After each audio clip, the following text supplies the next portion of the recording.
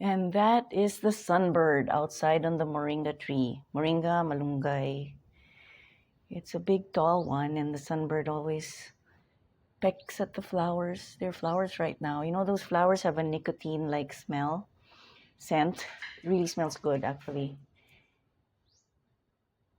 I'm purposely recording this without sound room treatment so that you can hear the sunbird. And this is my new goal. I'm like I said, I get these thoughts while doing the dishes, doing chores.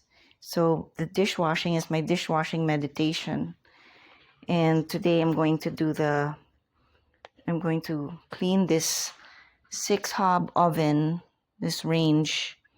It's electric, 2 hobs are gas, but anyway, I don't use it anymore. It just consumes too much electricity. And well, that's what I'm going to do right now. Actually, when you do this thing, when you're a housewife, you're gonna hear the water as well occasionally. You get easily distracted, or like you walk through the house and then you forget what you were gonna do or pick up in one part of the house, and then another is when you start to do something and then you remember something else and then you do that instead. That's become me over the 20 plus years of being married, and maybe half the time just doing all these chores myself. If you are also, well, I will not call myself, I will not claim to have ADHD the way many people have been. It's just, I'm not a multitasker, and I don't think that's something to be proud of, being people sometimes. I remember in the past, interviewees for jobs would proudly call themselves multitaskers, but I'm not really into that because I think focus is important. But I've lost focus since, let me see, menopause, right? Yeah, the hormones really put you out of whack. And well, I'm not gonna call myself, I don't have ADHD, and that's actually what I want to talk about too. The past week, well, yeah, the past week, 2 weeks. In the past 2 weeks, I've had 3 or 4 women claiming, they just throw it around these days, like, I have ADHD. It's like a badge these days, and it's really, sorry, but it's really annoying already. ADHD, attention deficit hyperactivity disorder. Okay. It is characterized by impulsivity, distraction. You're easily distracted and just do things without thinking. And it's common among children these days. But really, the number of women 45 to 55, I would say. Well, I'm 55, or am I? Yes, I'm 55. And the number of women in the recent years, and in the past 2 weeks, just throwing it around like the excuse for their memory loss or failing memories is just crazy. I don't think we should throw this around so easily like that or make it as an excuse. Because diagnosed or not, I mean, first of all, I'm against the easy prescription of, well, seemingly easy, even children. It really hurts to hear people getting prescribed drugs, meds, for what they claim to have, and for maybe the psychiatrists prescribing them. I really don't know why there's suddenly all these people taking meds for that.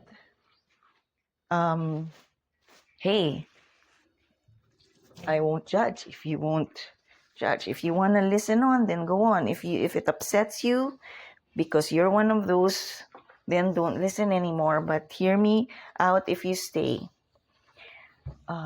Could it be just, well, not just, but perimenopause? Okay, I went through it, and right now I'm in a what I call sort of a calm state. It's like when you start gaining weight from menopause, and then the symptoms go away, and then and you're just overall calmed and quiet. No more of the confusion of, say, well, mine started around when I was 46, so almost 10 years ago. With the heavy periods, maybe clotting and confusion, really, and starting to forget things. Honestly, sometimes that's convenient to forget some things. So, and just really generally be slower at everything. Like right now, I am scrubbing this oven range. It's stove range oven. Anyway, back to the issue that really gets to me. It has been getting to me. Don't throw it around. Just check. Maybe it's perimenopause, and you can do things like modify your routines, like get into some exercise or calming meditation. I mean, there's a reason why the women turn to yoga or even the Zumba. That would help. Ladies, if you look back in the 80s, 90s, 2000s, when our moms were in their 40s, 50s, then look back, did they have perimenopause symptoms or menopausal symptoms? They did. Actually, even my own mom claimed she didn't really have, but I think she did without really knowing that's what it was.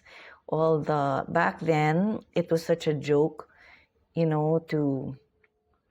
just a joke. Like people would joke, when a woman behaved strangely, it would be, she's probably menopausal. It was a joke on comedy shows, just in normal life, everyday life, or things would be blamed on that. Like even I joked about it around almost 10 years ago when my husband complained about a colleague in the office being really impossible, her behavior. Then I just looked at him and asked, is she 50 years old? And he said yes. And so I blamed maybe menopause, perimenopause. I don't know, but see, that's the pattern among these women who are claiming to have ADHD. So it could be perimenopause and menopause. And there's one glaring similarity or pattern among them. And I say it's social media, Facebook, Instagram, and their engagement with it.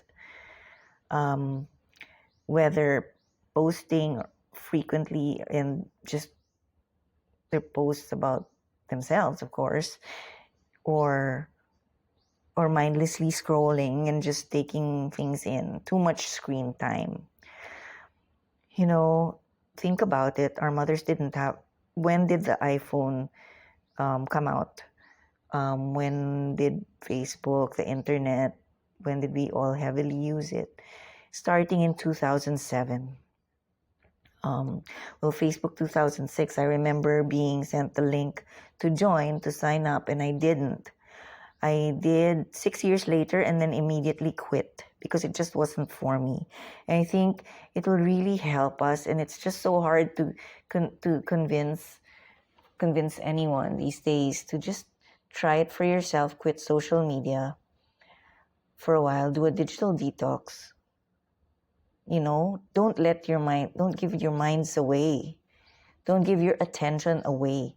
Do you know, social media has been manipulating us to think we have anxiety or um, ADHD, or, it's social media telling us. Come on, think about it. You're giving your minds away. Just why? Maybe it's convenient. It's just dopey. It's easier, right? To just not even try anymore to remember things, or even when you're with your friends. It's not fun anymore. Or it never was. And think about this, your children, no matter how old they are or how young they are, if they need to know that you're with it, that you're okay, that you're, if it makes you happy to throw around that you have ADHD, then sorry, but you've given it away. It's social media is manipulating you. And then some go to the extreme and might even, say they need drugs or whatever. So that's what it is. You don't have ADHD. Check. Maybe you have perimenopause. Maybe you're going through something, but it's just, please don't throw it around, because it's also, in the past, when I was a teacher, I remember trying to convince parents to think the other way about their children being labeled, because people panic at the thought of labeling. But at that time, it was better to have your child diagnosed with something like ADHD, because then they get services. In fact, the people who don't get any diagnosis do not get served, or served less. So there are people, in the middle, who don't get what they probably need, or even just the regular help. But those with ADHD did, because then they were diagnosed and everything. So it would be nice to be labeled, but I don't know why now. It's such a badge. Like, people want to have it. They claim they have it. Why? Why are you proud of it? With all this, the social media and everything, there's just so much navel gazing going on. And it's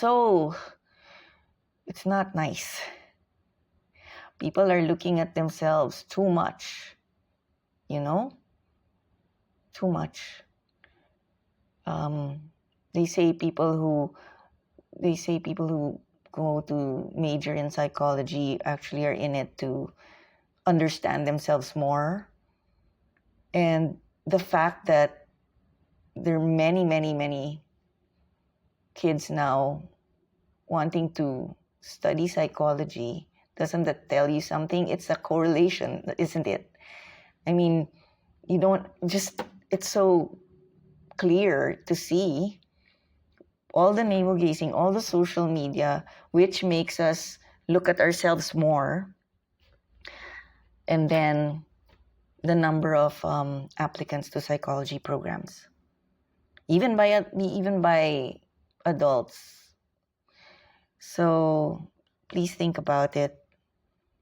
Please think. Don't give your brain away. They're manipulating us.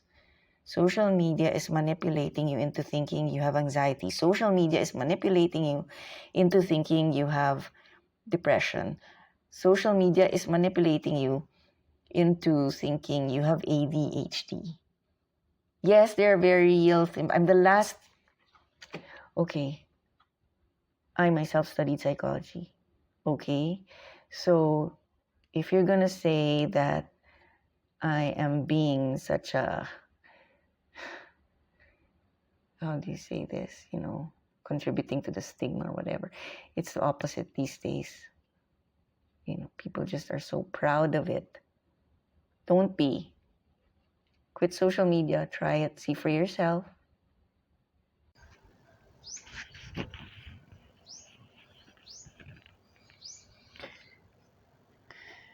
Anyway, so that's it. Sorry for sounding, I don't know, condescending or a little harsh or know-it-all.